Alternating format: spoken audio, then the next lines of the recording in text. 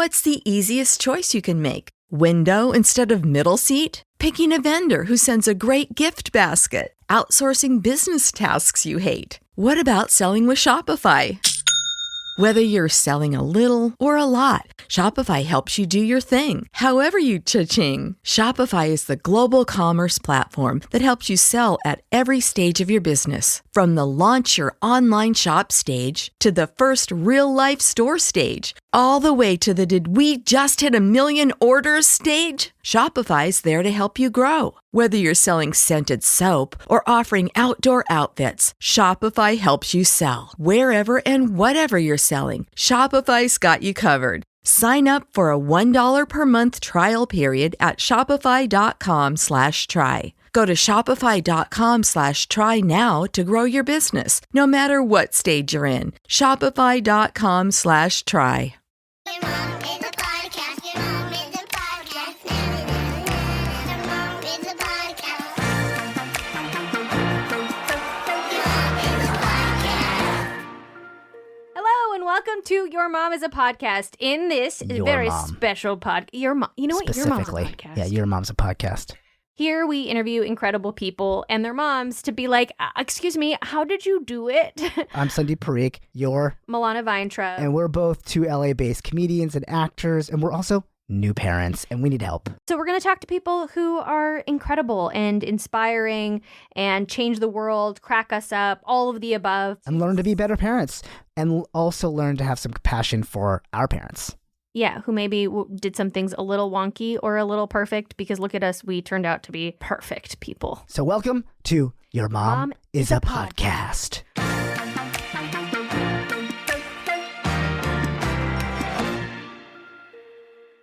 My cousin now is having a baby, and they're going crazy picking out a name, and I'm wondering what your process was with picking out your son's name. We wanted to create the Venn diagram that was cool Indian names that have really great meanings that are like that mean something to us that Hannah's family could pronounce. And that left us with like two names, literally two, at least two boy names, lots of girl names. That's always the case. Two boy names, yeah. So many beautiful girl names, and boy names are so much harder. How did your parents pick your name? Do you know? Or what does it mean? Yeah, I do. There's a wild story behind it. So there was so I have 10 and 12-year older brothers than me, right? So they were 10 and 12 when I was born, and they had big opinions as to what my name should be. My dad had big opinions. He really wanted this like spiritual religious name, but every name that he picked, all my brothers were just like, yeah, that sounds stupid. That's awful. I hate that. And then my mom just like woke up one morning after having dreamt my name. She said, I heard this name over and over and over again in my dream. So I think his name is Sandeep. And immediately both my brothers were like, I like that. Yeah, I like that. Aww. And it was my dad was like, okay, I guess it can't be this hyper religious name, but and at least to him, or like he describes what it means. He describes it as enlightenment. That's pretty religious. Yeah, so I think he still kind of got what he wanted. I feel like he's tweaked the definition to serve him a little bit in this, but that's fine. I'll take it. Okay, let's see what your mom said. Wait, are you? What the?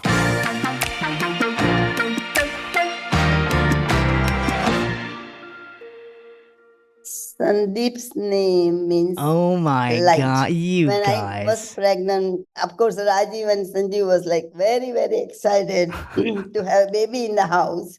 So they were looking for the name, and my husband suggests the names and all that. But then, they are saying, no, not this name, not this name. And then one time I woke up in the morning and I said, hey, I got a dream.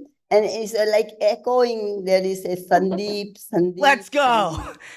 So I say, Trying to mess with me? You trying to get in my head? and Raju says, that sounds very nice name. I mean, dead on. So that's how we decided to have name Sandeep. Dead on. Yeah, that's why we're doing this whole thing, Sandeep. What We just the want to hell? mess with you. What the Get hell? in your head. You guys. Oh my God. It's not even my birthday. Like, what's happening here? Surprise. We just Surpri- love you year Surprise round. podcast. Surprise podcast. Guerrilla podcast. Like, I don't even know what you'd. Okay. Wow. All right. Yeah. That's So, so behind funny. your back, we have schemed with your wife and Wow. your entire family. We tried to interview your mom. Your dad did, of course, enter the conversation. Oh, yeah. That doesn't surprise me. Yep. Not even a little bit. And so this is your mom and your dad are a podcast. It's our podcast. It's so funny. I was like, wow, Milana, you're really like taking on host mode pretty hard in this like pickup intro. I did feel the farsity in myself. Yeah. And I was like, and then I'm like, Steve is probably sitting there being like, dude, I have this whole thing to go through. And so like, why are you doing this?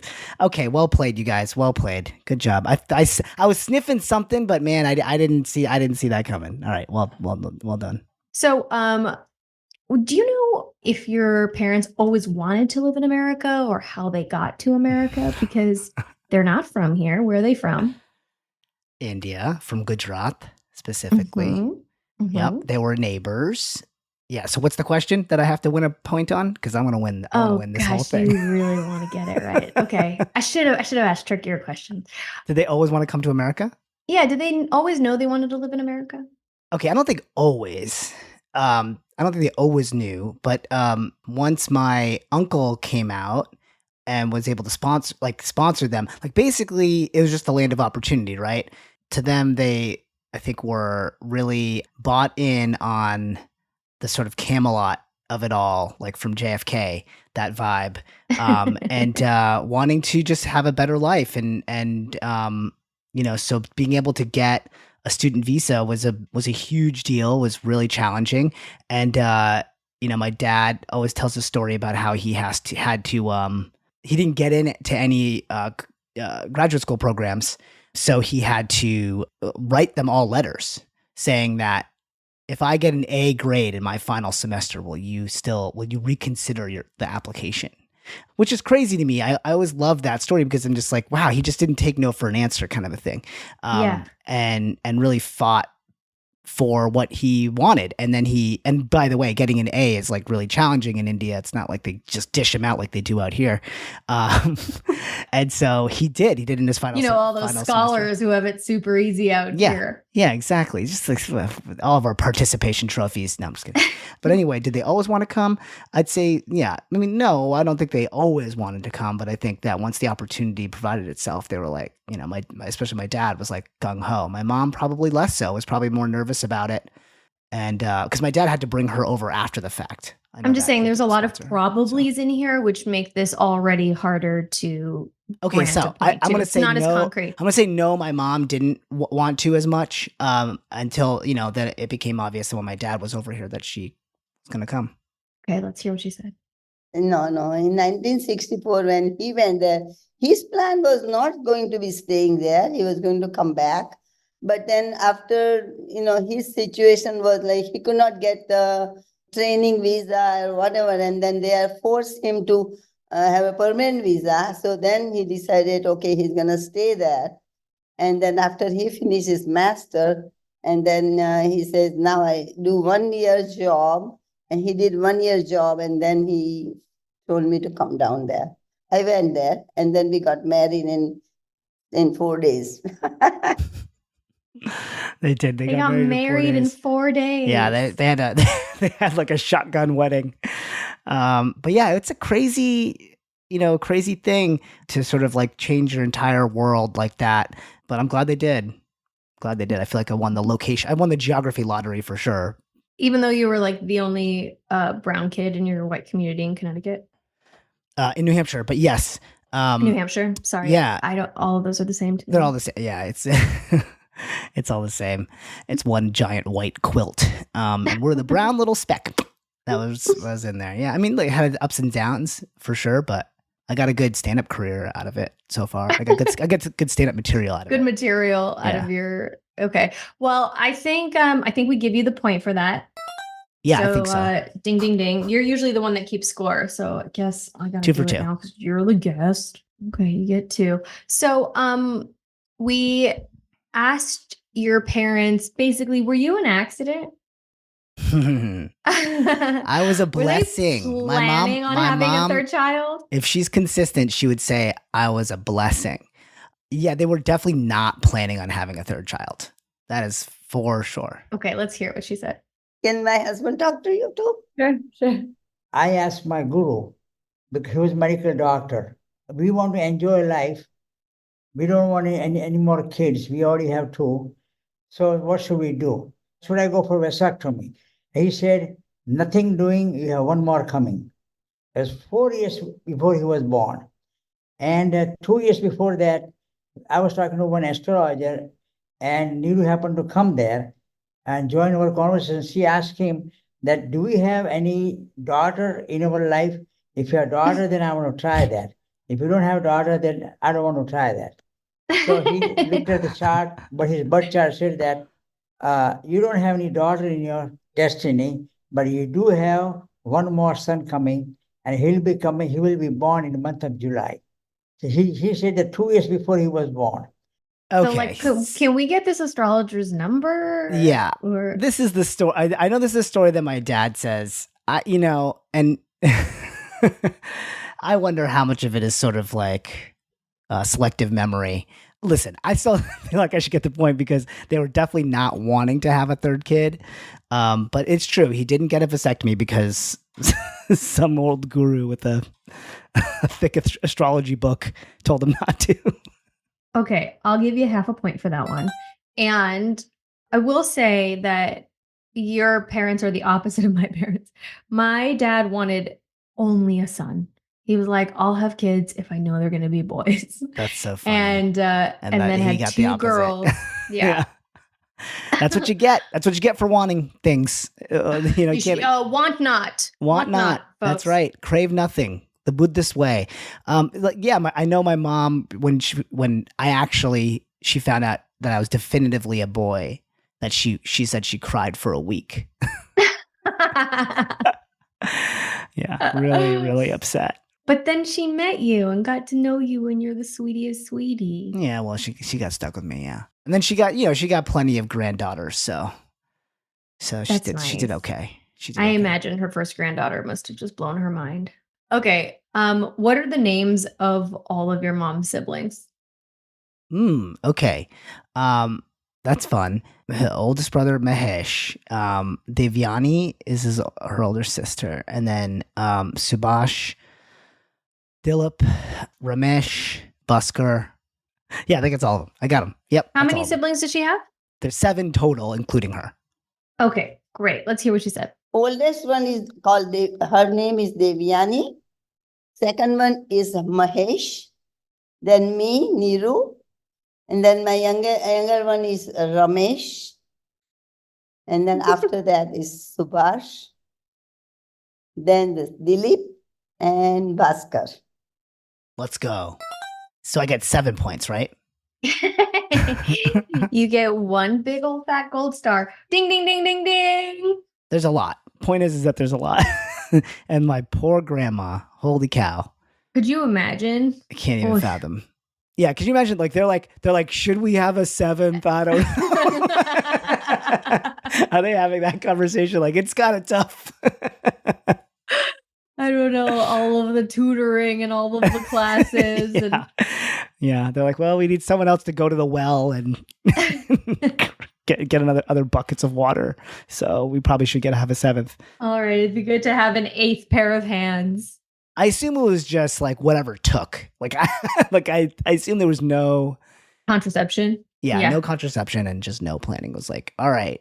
Oh, hey, you haven't been pregnant in a minute. Like, let's change that. Like, that's so crazy. I think you do eventually like get into a system and your reality changes. I mean, think about how much our reality has changed just with having 1 kid. It then readjusts with 2 kids. It readjusts with 5 kids. Yeah. And then there's this idea of personal autonomy goes out the window. Your kids start raising each other, which I imagine has all sorts of pros and cons for the kids. And then you just like make one big ass meal every night and they eat what they eat.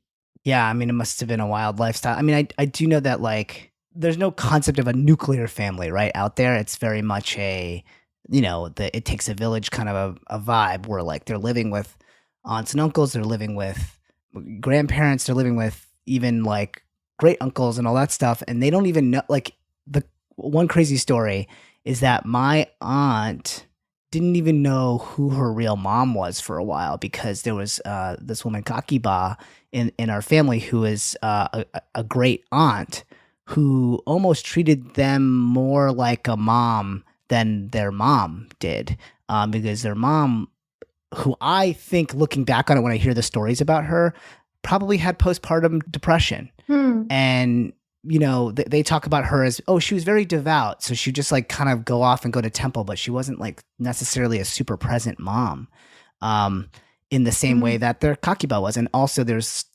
this crazy story around the Kakiba who was widowed at the age of 14.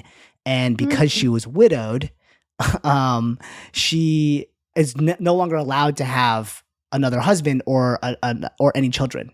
And so by virtue of that, right, because of patriarchy stuff. And so because of that, she ends up glomming onto these children like they are, and raising them like they are her own children. And then you have this other woman who's like, just pushing out child after child, probably her needs not being very well met or paid attention to, being treated like, oh, well, something's off about her. So they don't really, apparently she came kind of in and out of their lives in a way. But yeah, for a while, they're just like, yeah, I don't even know. They called the other Kakiba. They treated her like she was mom. I mean, it's just totally wild. total different universe they came from. Yeah. Could you imagine? I mean, something terrible happens to you when you're 14 and it dictates every opportunity you have moving forward. On the topic, we asked your mom, because I know that they really worked hard to keep Indian values in this very white place that you grew up. Sure. And we asked, what is an Indian value they hoped you guys would keep? Yes, my mom and dad? Okay. I think so, yeah. All right, then I'm going to say vegetarianism. Let's hear it. I would love to see if they have an Indian culture and be a family person. Like, take care of the brothers or the children, of course, and of course the parents. Like in our culture, we take care of our parents very well. We live together, all the parents and the children and their wives and their children. It's not possible in America, How dare you platform my parents in their endless, ceaseless pitch to live at my house? Okay, I didn't know how to bring this up, but your parents paid me to do this. Yeah, I believe it. They give This episode is sponsored by the Parikhs. That's so funny. That's Just hilarious. any opportunity. Opportunity to be like, if I don't mean to guilt him, but he should feel really bad for not seeing us more often. Yeah. Well, meanwhile, they're world traveling all the time. Like they are. We did this interview while they were in India. They're in India. Yeah, I was going to say there's no way you could have done this without that. I know a big anxiety for them is a big fear of theirs is that they're going to be like pushed into a nursing home or something like that, which I guarantee you is not going to happen amongst the three brothers. But that they just have this, they hold on to this fear that they're going to be like not taken care of. Mm-hmm. And I just don't. We got a house with a back house for a reason. Like, we just don't want you like in the same room. Like, is that like, can we be reasonable or like, live in a condo down the street or something? Like, there's plenty of ways that we can make sure we're close together as they get older. But right now they're globetrotting. They're fine. And they just continue to take care of themselves. So I'm not worried. They're like in their 80s doing headstands. Like, they're doing fine. They're doing headstands. They're preaching the benefits of headstands and they're teaching other people to do headstands. That's right. Pretty cool. Yeah. So go to they have their. I'm going to plug their YouTube. Okay. Okay. They have their own YouTube now that I'm helping them design and put together called Nataraj Yoga. NATARAJA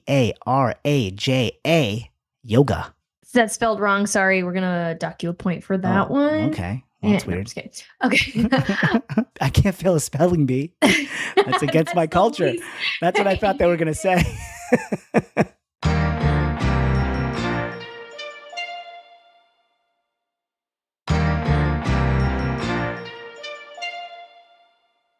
What do you think is the moment your parents realized you're a comedian? Oh yeah, okay, good one. It's funny being like also the host of the show and then being like, oh yeah, I'll definitely get all these right. But and this is a question I've asked so many people, but I've never actually thought about this for myself. That's so interesting. When is the moment they thought I would be a comedian? Oh my gosh. I don't think they really actually thought for real that I would be in the arts and doing comedy until I had the phone call with them after college saying that I wanted to be a filmmaker, and my mom cried on the phone. And I'll never forget like the sound of her pushing through her tears being like, okay, beta, we'll support you. Oh. So it was very sweet, but also like so sad. She was like so sad, resigned. Yeah. I thought your answer was going to be like, they still actually don't think. Yeah, that too. And maybe I don't know if my dad answers, but like his would be like when he was on Jay Leno's network. I was in an episode of Community, which is NBC, and then he spread it to like all the Indian folks in the community. He was like, "My son is on Jay Leno's network." I love that meant so much to them. Well, I think you'll be surprised by this answer. Okay, cool. Well, when he was young and he was talking, he always makes us laugh. But I never even thought that he will be a comedian, really. He was an artist. He was a very good artist and also kind of poet. The most surprising thing to us was when he was in high school, he applied for Harvard something. I think he took math, and I don't know about sure, but definitely he took a creative writing course. Yes, in Harvard. So I said, why would you take something like that? But his destiny was in writing, so he took creative writing. It's always so wild to hear them talk about you when you were little. That I remember taking that creative writing course, and that's actually a testament to having my older brothers. So that was really Rajiv being like, you could always take, because I actually wanted to take like chemistry and like physics or something. I was like, I'm at Harvard, I should take these. And he was like, don't do that shit. He's like, you can do that when you go to college. Like take something that's like really stretches you, like really something you never think. Like it was really him pushing me to be like, just, like look in that course book and find the weirdest class, or the class that sort of like challenges you the most, like take creative writing or something like that. And so I actually took creative writing, and then the second class was adventure, fantasy, and visual topography. It was like the most nonsense class ever. It was like, and it was an incredibly cool class. It was like basically like visual theory class. So I never for nerds though, but like it seems like that also really came in handy. Yeah, exactly. Oh, okay. Well, going from a time where you were extremely disappointing to your parents, what do you think is a time that you made them feel very proud? I'm gonna say when I was like 5, my dad always drilled me on this 144 stanza Indian not really song, but it's really a poem called the Hanuman Chalisa, and this is a really long poem in Sanskrit. And so as a 4 and 5-year-old, I had memorized it, and and they would always sort of parade me around as like, look at my son who can do this whole thing. And there are these things called kathas, which are these like big 9-day gatherings where a sort of religious leader will speak, about these sacred texts, and thousands upon thousands, and they tour around and do these, and thousands upon thousands. There were probably 5,000 people at this thing, and the guy who's supposed to come out and speak, Morari Bapu, he was late, and so they were like trying to buy time.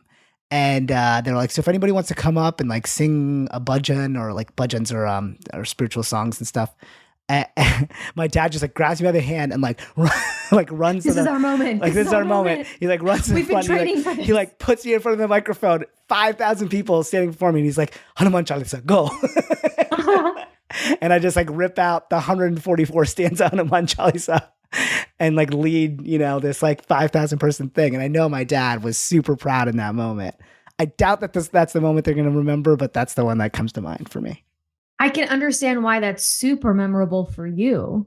Yeah, this is why I blame whenever whenever they're like, oh, this industry's tough, and are you sure? Like, make sure you keep doing computer science or whatever else in the background. I'm like, if this is your fault, like you definitely put me out there to be singing and doing this kind of stuff in the spiritual sort of at temple and stuff like that.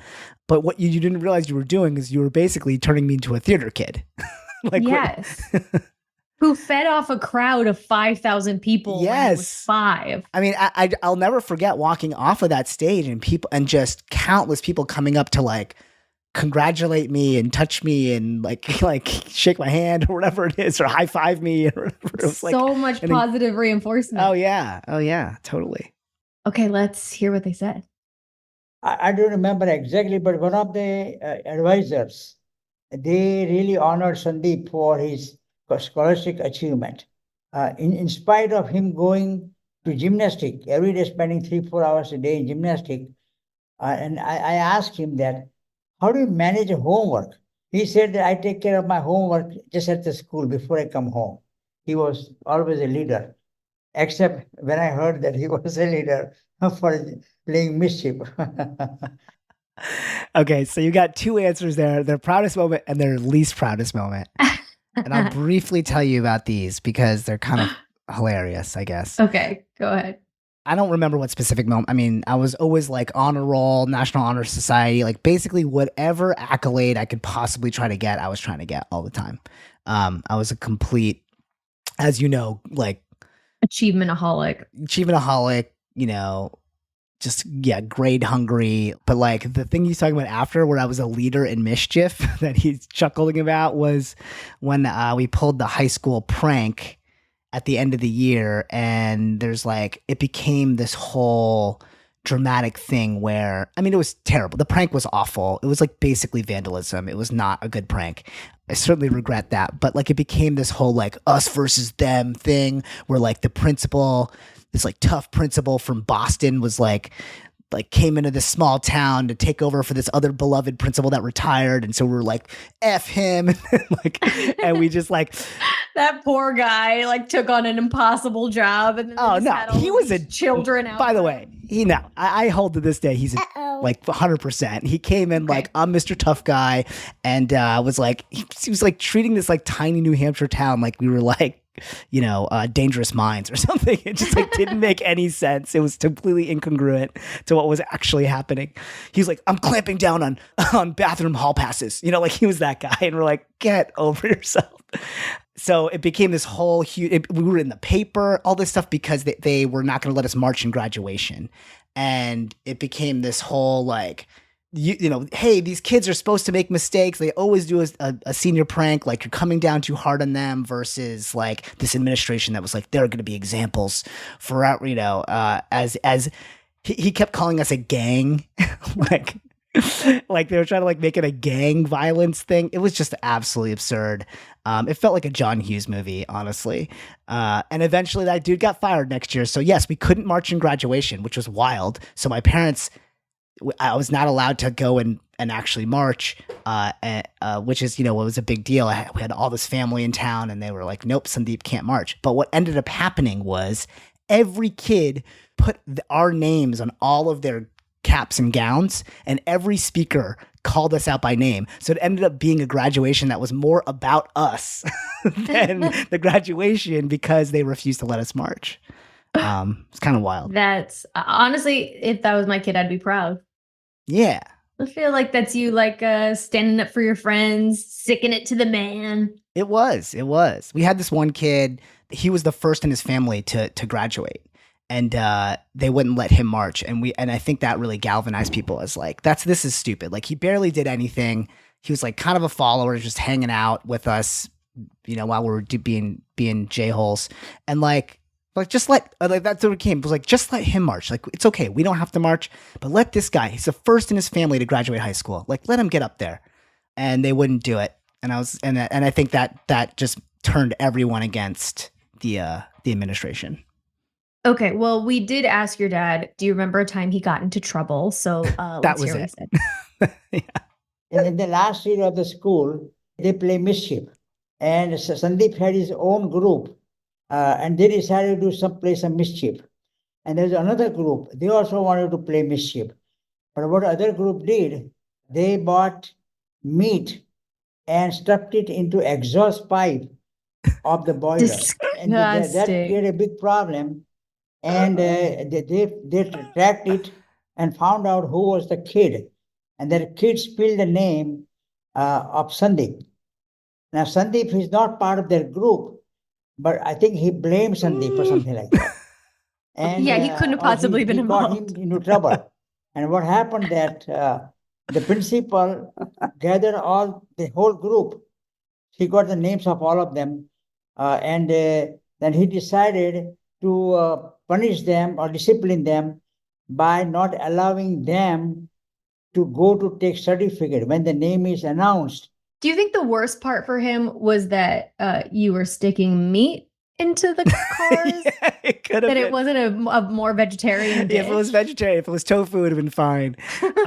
Yeah, it's so funny. He has some of those facts backwards. Like, it was definitely our idea was to stuff like fish and rotten eggs into the AC system so that it was so stupid, so that it would like stink then, but then when they turn the heat on in the winter, it would also stink, and they would remember class of 2002. It was so dumb.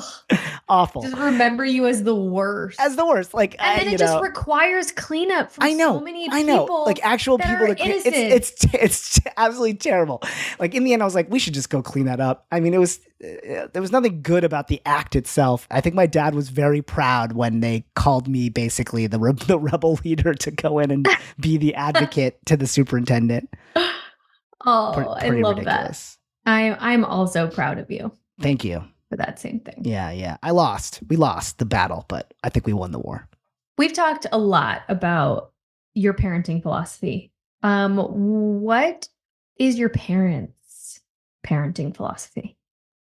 Man, my mom just brings the fun. She is just like, I don't even know if it's necessarily intentional or not, but she is a kid herself in a way. And so she gets on your level and will play with you on your level. So I think in general, it's this like, I always felt like I could go to them with anything. They were never the typical strict Indian parents in a way. Like, you know, if I got in trouble, they would be like, well, maybe you shouldn't have done that, but also like, we got your back. Like, my dad went in with me to the superintendent's office for that meeting, I remember.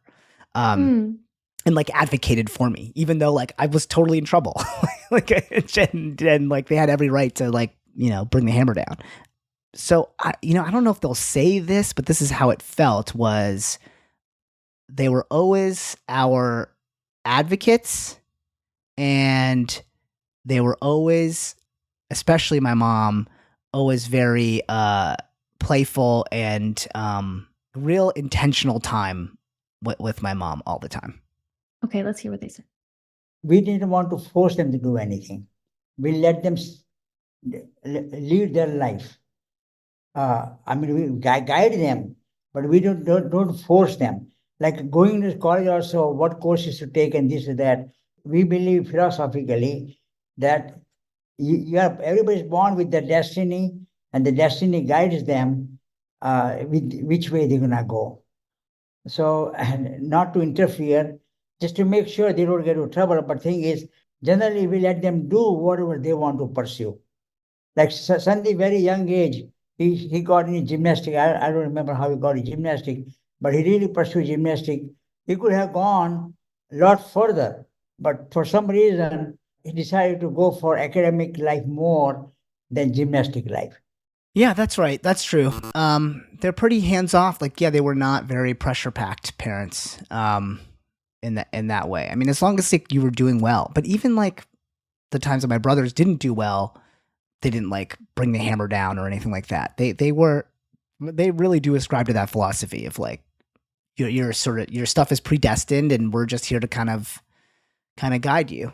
That sounds beautiful. Also, in talking to your mom, it sounds a little bit like you had different parents than your brothers had. Yes, totally. Well, I also had more parents than my brothers had because they were parental. Yeah. especially Rajiv, my oldest. So yeah. Oh, well, as sweet as that is, that's wrong. Yeah, that is wrong.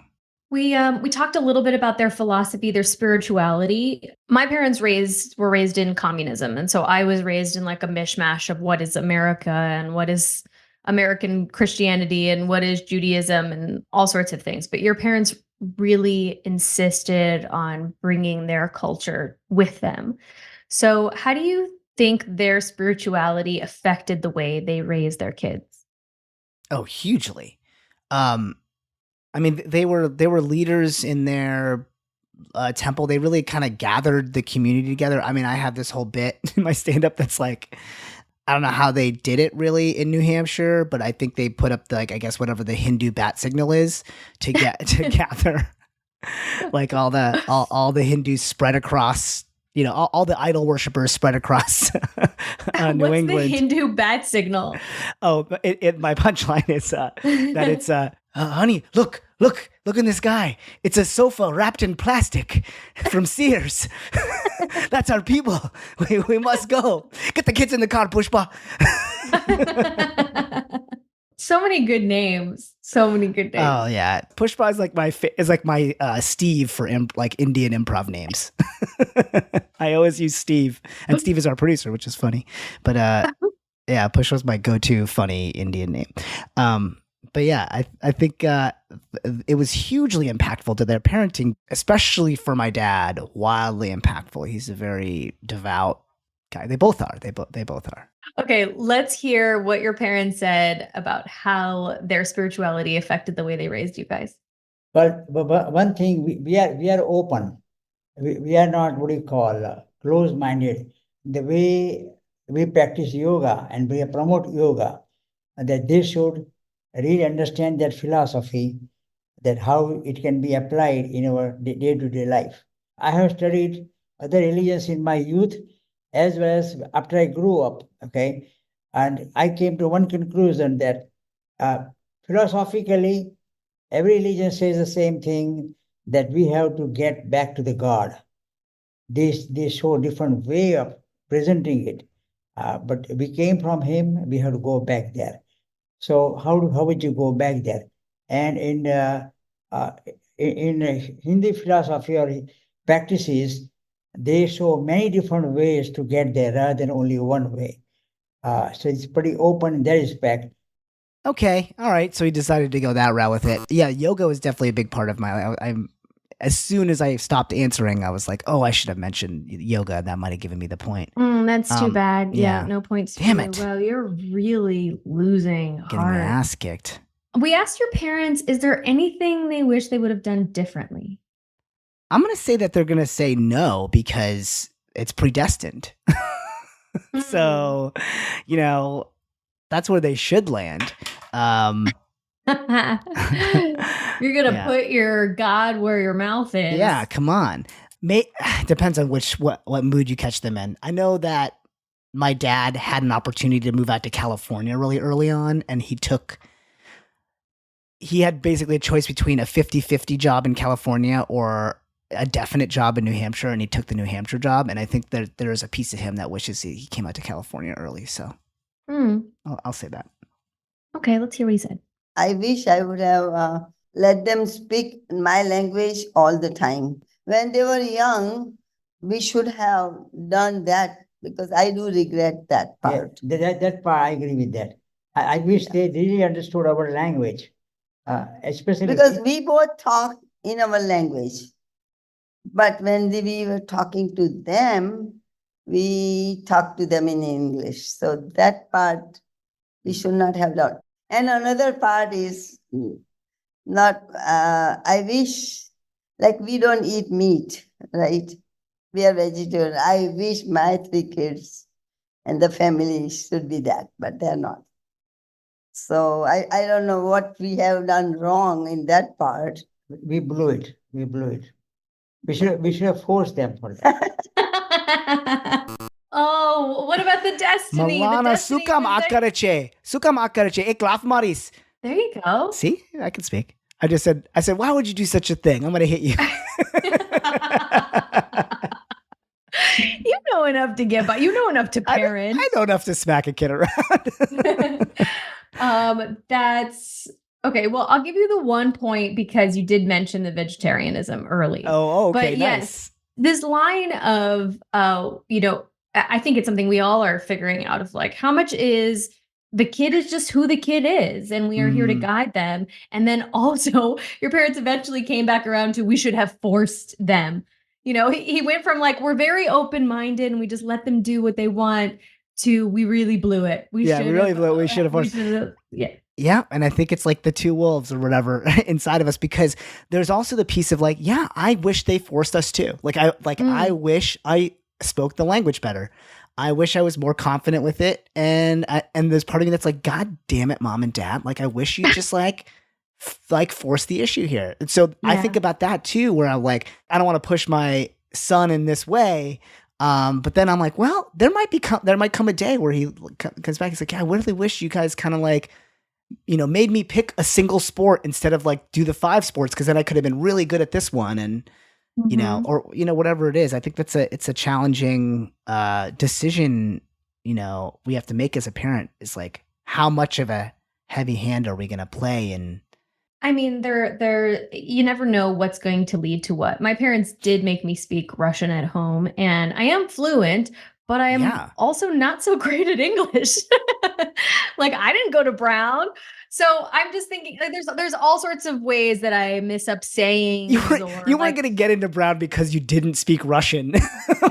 But I feel like the way that they emphasized academics, especially with probably your older brothers who then re-emphasized it onto you, and all sorts of other things that they prioritized in the bigger picture of, we want to make sure they are successful in English, had this trickle effect of you going to a great school and maybe becoming a writer really early on. I don't think I had any confidence in my writing because I was always like I always felt ESL.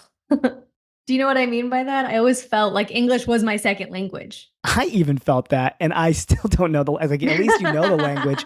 But I would come in and say things wrong because I would hear it from my parents, quote unquote, wrong, and then get made fun of in school for being like, refrigerator instead of refrigerator, or like, grammatical stuff or whatever. Yeah. So yeah, I mean, I think you are right that it was probably, at the time they did want to make sure that we fit in, that we assimilated pretty well, that we could succeed where they decided to plant their flag and live. I look back on that, like I said, with some regrets, and now I'm thinking a lot about like, hey, look, and then I end up marrying a lovely, lovely white girl. And so I have to figure out like, in what ways am I passing down culture to him? Like mine's already been a little bit watered down, and now, it's going to come through me. And so I better figure out like what the culture really means to me now, so that I can pass it down to him with some conviction, so that then he can then make the choice as to what resonates with him. So that's a lot of the work I'm doing right now, I think, is really figuring out, hey, what pieces of this culture do really resonate with my heart, really kind of like tap into a deeper sense of like belonging to the ancient, that kind of, because I think that's what's really powerful about Indian culture. When you go back and you go back to the motherland and you visit these incredible monolithic temples and stuff like that, and you realize, oh, carved onto this temple that was literally carved into a mountain over 700 years from generation to generation is the story of the Ramayana, the same story that my dad would tell me to fall asleep when I was 6, is carved into the side of this mountain, this mountain. It's like from 700 BC. There is such an incredible, I don't know, it's an indescribable feeling, in terms of just connection to our roots, to our ancestry, to humanity as a whole.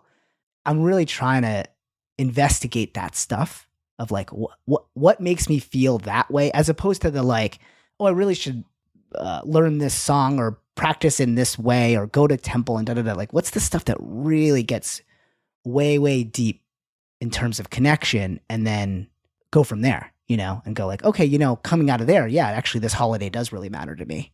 And I want him for that to spark joy for him too, to celebrate Holi or Diwali or whatever it is. But I'm actually going through something similarly with my Judaism. Yeah. Because it's also it's an ancient people. Yeah. And then there are layers of BS with it too. There's like, there are hierarchies and there's patriarchy, and there's so many things in it that I don't love and I don't want to continue. But one of my friends who we do Shabbat with, and Shabbat is one of those principles like you're talking about, like what are the holidays? What are the things we want to hold on to? I just love a Shabbat dinner. I love the idea that we get together on Friday and we have a meal with as many people as who want to attend. Like that, the practice of generosity, the coming together around food, even just the intentional lighting of a candle and whatever that intent is. I'm not forcing, but I love just the consciousness around fire and letting it die out. There's so many things about it that feel like something powerful to me. And one of my friends who we do Shabbat with said, imagine if you like read The Hobbit and you were a hobbit. Yes. Like that's what it feels like when that. For her, when she reads these ancient texts. Yeah. And she's like, these are about us. Right. I love that. Pretty magical. We're also getting in touch with our Jewish roots through my wife, and I love that too. I'm like, yeah, let's go for it. Because it does come down to those principles, right? Like generosity, community, food, respect, food. Yeah, and these are.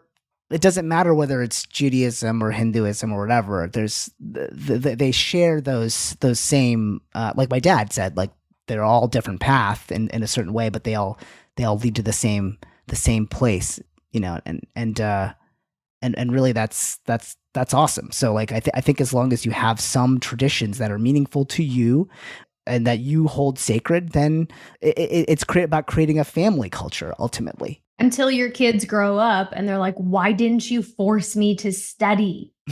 Or whatever the thing is. Like we're always going to think we're doing the best. And then they're going to come back and wish that I have that with gymnastics. My mom let me quit gymnastics when I was 12. And then I was like, why didn't you force me? I could have been great. And reality is I probably would have never been great. And my body was definitely already giving out when I was 12. So she did everything she could. But when you look back, it's kind of, my therapist talks about this, like one of the stages of grief is bargaining, is like we negotiate the terms of if it hadn't have been this way, then it maybe would have been this way. And and all of us are dealing with the grieving of some alternate life path. And so we go to our parents who seemingly had control of it. And we say, why didn't you do things differently? Because if you had done things differently, then maybe things would have turned out differently. And that's actually just us processing our sadness.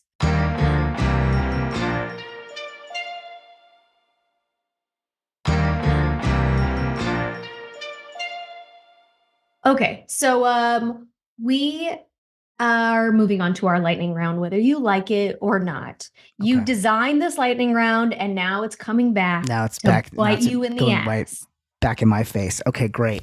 Let's do this. Question 1. What is Sandeep's favorite TV show? Oh, what the hell? What they say? Good God! This is gonna make you want to restructure this show now. I hate this. Who thought of this? This is the worst game ever. Jeez. Oh my God, what are they going to say? Because they'll never actually pick my favorite TV show. They have no idea what I watch. They don't care. They have no concept of what I watch. I feel like they're going to say The Cosby Show or something. Okay, let's hear it. Superman. Superman, the TV show, the hit show Superman. My mom was thinking of Super Friends, which was, when I was a kid, one of my favorites. Nice. She gets the point. All right. Since her points don't matter, that's a 0 points for you. Writing it down. Right. Next question. What are 3 adjectives they would use to describe you? Funny, leader.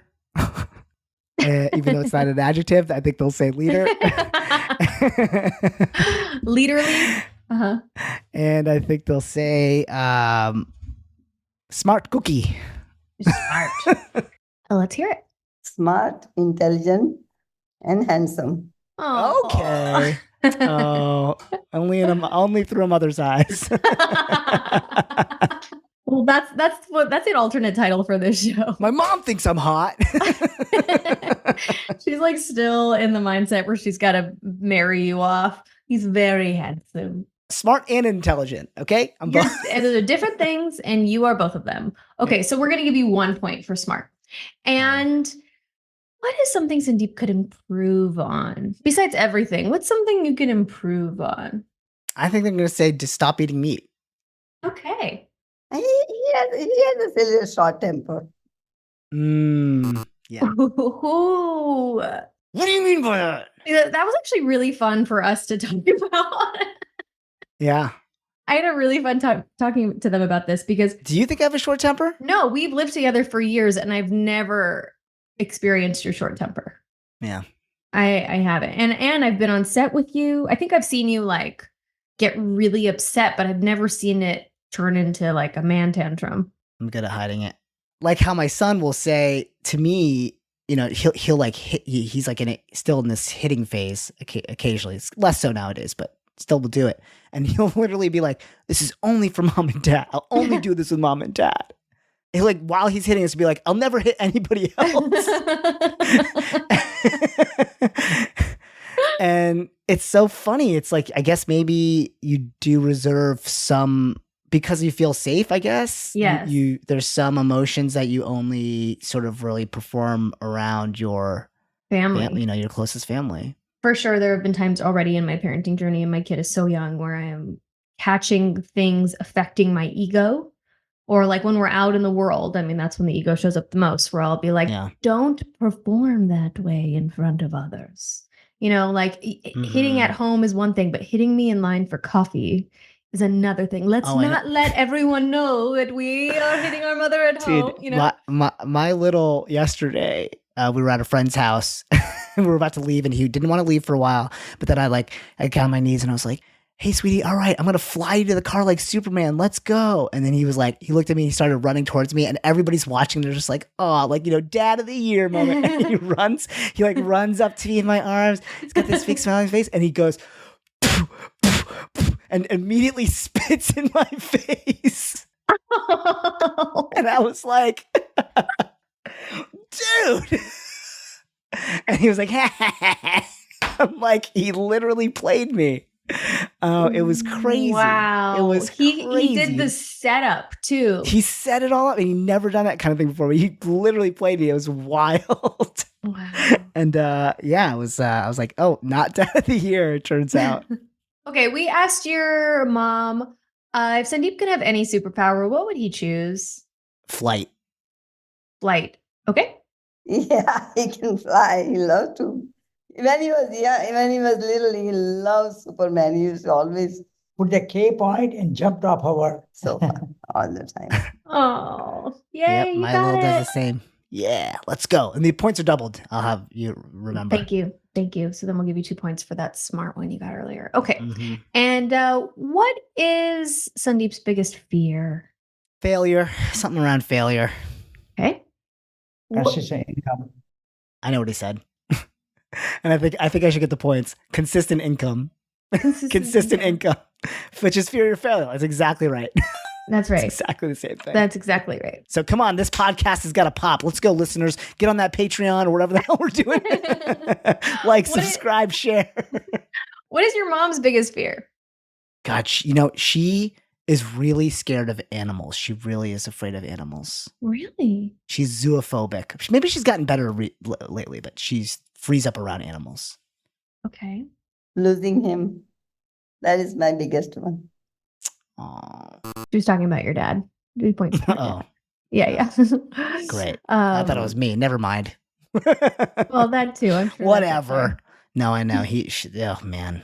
Yeah. Yeah, they're so close. They're so close. You have to understand, dear listener, they knew each other since they were kids. They were little kids, and they were not in an arranged marriage. They were a love marriage. It's like a really beautiful love story of these two people that just grew up together since they were out the womb. It's kind of wild. Kind of Mm. wild. So yeah, I have that fear of like, if he goes, she's gonna go right, like, in the next month kind of thing. How that happens a lot. That is a fear of mine for them. Yeah, they have a beautiful thing. What was your nickname growing up? Chiku. It's always his son, but Sandeep was always the Sandeep. We never had his nickname. Dad. No? Dad didn't answer. Wow. Would he get on his cell phone or something? That's insane. That's insane What to does me. chiku mean? That's so cute. It's a little fruit. It's a little sweet fruit that you can only really get in India. Oh, I love that. Kiwi-ish kind of. Okay, got it. Delicious. So, so sweet. Wrong answer. Keep going. He calls my son that now too. He's passed it on, which I love. What was your favorite meal growing up?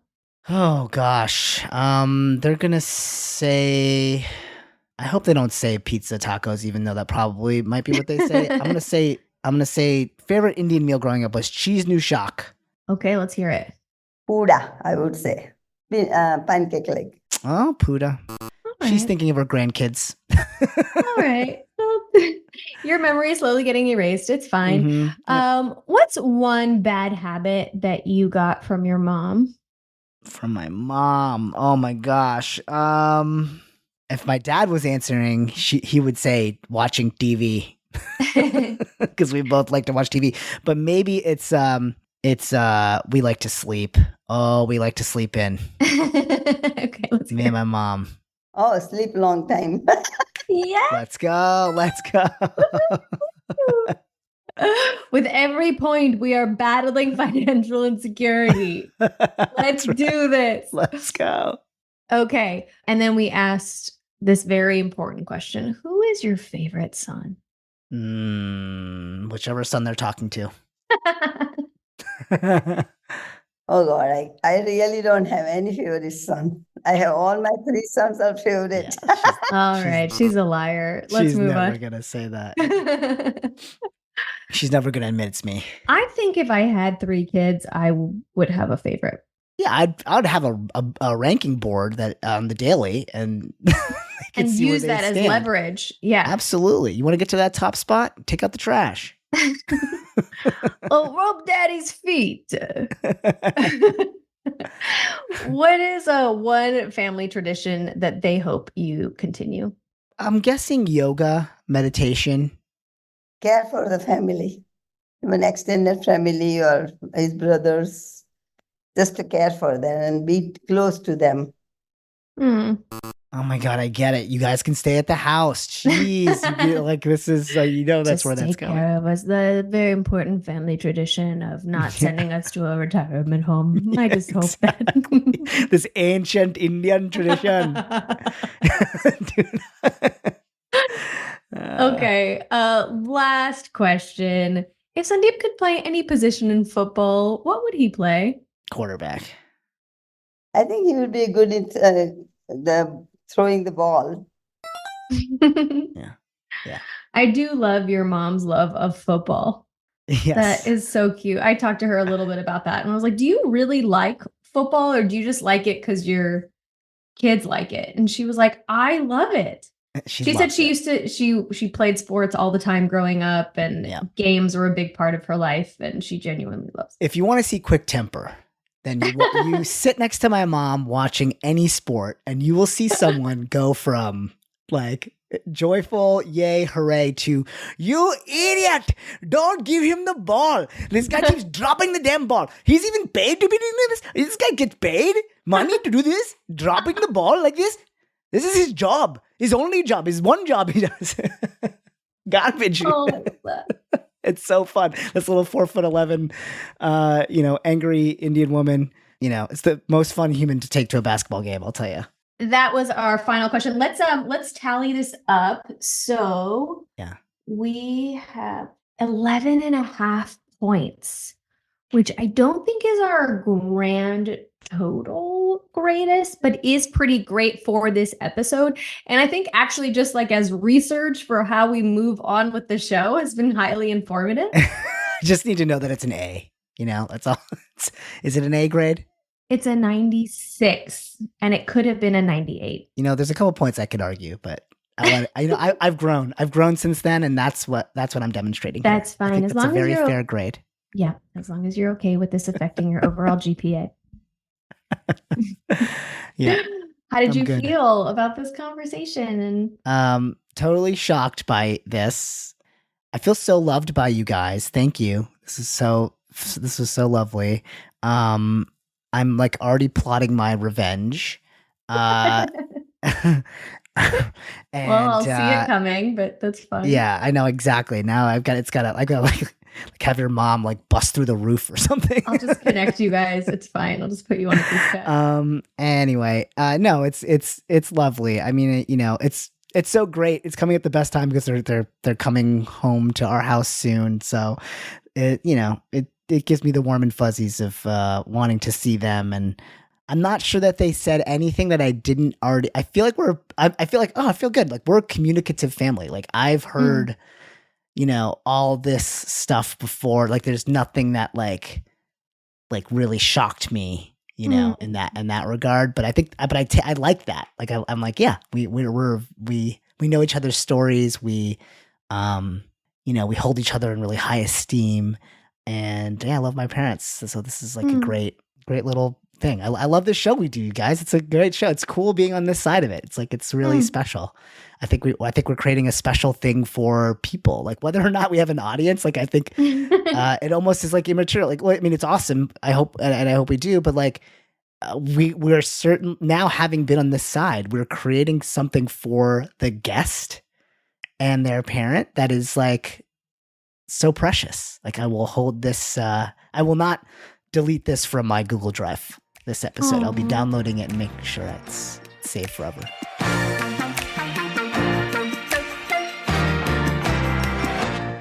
Your Mom is a Podcast is hosted by Milana Vayntrub and Sandeep Parikh. It is executive produced by Milana Vayntrub, Sandeep Parikh, and Stephen Hine. Editing and sound design is by Sean Marr. Music by Matt Friedman. This podcast comes from Effin' Funny Productions and Story Mill Media. Be sure to follow the podcast on Instagram and TikTok at Your Mom is a Podcast.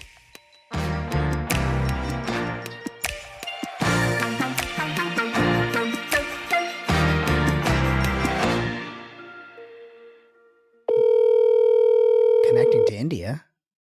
Hello? Did you call? Yes, I called, Dad. I did call. I didn't think you'd be awake. It's so late. But I just finished my surprise interview podcast with Milana.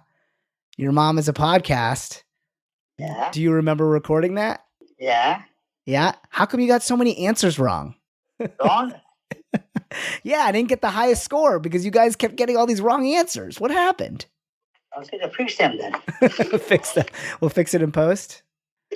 Yeah. Is Mom there or is she sleeping? Tonight we're going to stay up all night.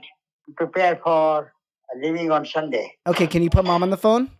Mom, you want to go and get on the phone?